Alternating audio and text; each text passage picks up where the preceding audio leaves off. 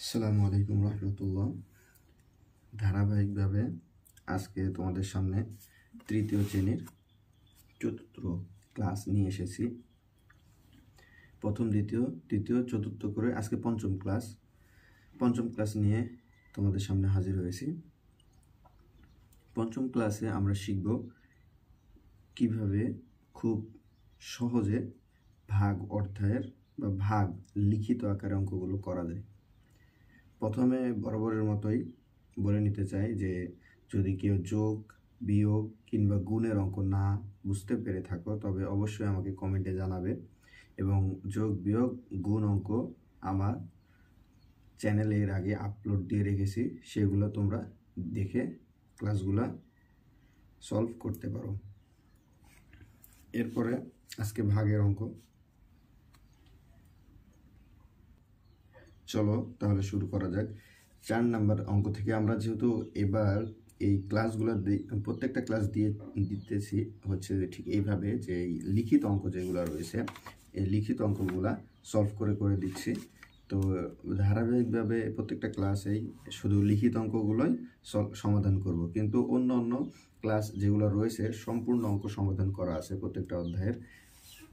এখানে আমরা আজকে 4 নম্বর অঙ্কটি সমাধান করব। 4 নম্বর অঙ্কে কি বলা হয়েছে? 8টি আম 2 জনকে সমানভাবে ভাগ করে দেওয়া হলো। কয়টি আম? 8টি আম। জন কয়জন? 2 জন। তো আমরা এখানে লিখব 4 নম্বরে লিখব যে আম রয়েছে 8টি।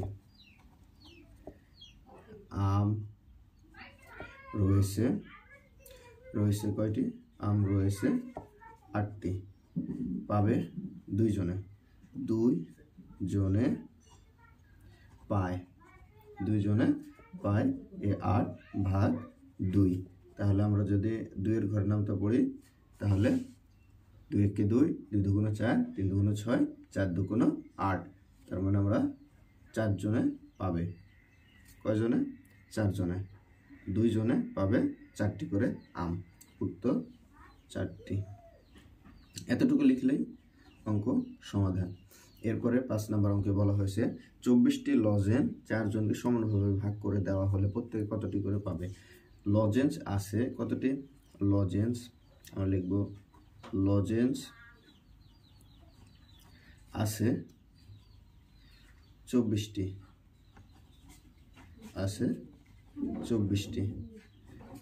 অতএব 4 জনে পায়। 4 জনে পাবে কতটি করে? 24 ভাগ 4। তাহলে 4 এর ঘরের নামটা পড়ি। 4 কে 4, 4 দুগুণ 8, 3 4 12, 4 4 16, 4 5 20, 4 6 24, 6টি করে। উত্তর 6টি। এরপরে 6 নম্বর অঙ্কে বলা হয়েছে কি 27 টাকা 3 জনকে সমানভাবে ভাগ করে দেওয়া হলে, তাহলে আমরা লিখব টাকা রয়েছে, অর্থাৎ টাকা রয়েছে কত? 27। লিখব 27 টাকা 3 জনে পায়। 27 টাকা 3 জনে পায় 27 ভাগ 3। 3 9 27। কয় টাকা করে? 9 টাকা করে। কয় টাকা? 9 টাকা করে। উত্তর 9 টাকা। এর পরের অঙ্কে 7 নম্বরে কি বলা হয়েছে? একটি বেঞ্চে 5 জন বসবে। 45 জন বসার জন্য কতটি বেঞ্চ প্রয়োজন? তাহলে লিখব একটি বেঞ্চে 45 জন। একটি বেঞ্চে কতজন বসে? একটি বেঞ্চে 5 জন। একটি বেঞ্চে বসে 5 জন। অতএব 45 জন বসবে 45 ভাগ 5। একটিতে 5 জন বসলে 45 ভাগ 5 কতটি? 5 9 45। 9টি বেঞ্চের প্রয়োজন। উত্তর 9টি। আশা করি অঙ্কগুলো সবই বুঝতে পারতেছো, খুব সহজ অঙ্ক, বারবার করে সেই জন্য রিপিট করতেছি না। 8 নম্বরে বলা হয়েছে নাফিদ 40 টাকা দিয়ে কিছু কোয়েল পাখির ডিম কিনলো। যদি একটি ডিমের দাম 5 টাকা হয় তবে কয়টি ডিম কিনেছে? অর্থাৎ একটি ডিমের দাম, একটি ডিমের দাম 5 টাকা। এরপরে বলা হয়েছে 40 টাকা দিয়ে কোয়েল পাখির ডিম কিনলো। 40 টাকায় ডিম হয় 40/5টি সমান 5 আসতে 40, কতটি? 8টি। উত্তর 8টি ডিম। খুবই সহজ। এরপরে 9 নম্বর অঙ্ক আমরা দেখব। 9 নম্বরে বলা হয়েছে প্রতি দলে 8 জন শিক্ষার্থী নিয়ে দল গঠন হলে যদি 72 জন শিক্ষার্থী থাকে তাহলে দল সংখ্যা কতটি? 9 নম্বরে আমরা লিখব একটি দলে শিক্ষার্থী, একটি দলে শিক্ষার্থী কতজন? 8 জন। একটি দলে শিক্ষার্থী 8 জন। অতএব 72 জনে দল, 72 জনে হবে 72/8, 8টি। 8 9 72, অর্থাৎ 9টি দল হবে। কয়টি? 9টি। উত্তর 9টি। দল সংখ্যা হবে 9টি। এরপরে 10 নম্বর। 10 নম্বরে বলা হয়েছে সাদিদ 54 পৃষ্ঠার একটি বই পড়েছে। সাদিদ 54 পৃষ্ঠার একটি বই পড়েছে। যদি সে একদিনে 6 পৃষ্ঠা পড়ে, এই বই পড়ে শেষ করতে তার কত সময় লাগবে? অর্থাৎ একদিনে পড়ে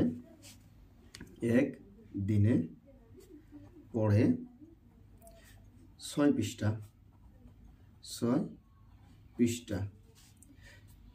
অতএব 54 পৃষ্ঠা পড়তে সময় 54/6, 6 9 54, 9 দিন সময় লাগবে। উত্তর 9 দিন। উত্তর 9 দিন সময় লাগবে। এরপরে 11 নম্বর অঙ্কে কি বলা হয়েছে? 11 নম্বরে বলা হয়েছে একটি প্যাকেটে 8টি বিস্কুট, একটি প্যাকেটে 8টি বিস্কুট আছে। একজন বালিকা বিস্কুটের 2টি প্যাকেট কিনলে সে মোট কতটি বিস্কুট কিনল? এখানে গুণ করতে হবে। একটি প্যাকেটে 8টি বিস্কুট রয়েছে, এরূপ 2টি, একজন বালিকা বিস্কুটের 2টি প্যাকেট কিনল। একজন বালিকা বিস্কুটের 2টি প্যাকেট কিনল। একটি বিস্কুটের প্যাকেটে বিস্কুট রয়েছে 8টি। 11 নম্বরে একটি প্যাকেটে বিস্কুট 8টি। একটি প্যাকেটে বিস্কুট 8টি। অতএব 2টি প্যাকেটে বিস্কুট 8 গুণন 2, 8 2 16টি। উত্তর হবে 16টি বিস্কুট। উত্তর 16টি বিস্কুট হবে। এরপরে 12 নম্বর অঙ্কে যেহেতু ভাগ, ছোট ছোট ভাগ, এটা আমি করে দেবো না। এবার 13 নম্বর অঙ্কে কি বলা হয়েছে? 13 নম্বরে বলেছে একটি শ্রেণীতে 45 জন শিক্ষার্থী আছে, প্রতি বেঞ্চে 3 জন শিক্ষার্থী বসতে পারে। তাদের বসার জন্য কয়টি বেঞ্চের প্রয়োজন? শিক্ষার্থীর সংখ্যা কতজন? 45 জন। প্রতি বেঞ্চে 3 জন করে বসে। একটি বেঞ্চে 3 জন বসলে 45 জন বসতে বেঞ্চের প্রয়োজন। অর্থাৎ একটি বেঞ্চে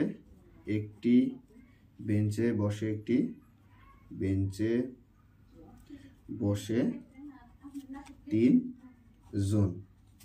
অতএব 45 জনে বসবে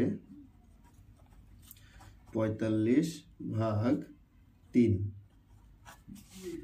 তাহলে আমরা যদি এটাকে ভাগ করি, এখানে 3 দিয়ে যদি ভাগ দিই 45কে, প্রথমে 3 3, তারপরে বিয়োগ করলে 1 1 5 নামে লিখব 3 5 15, তাহলে 13টি।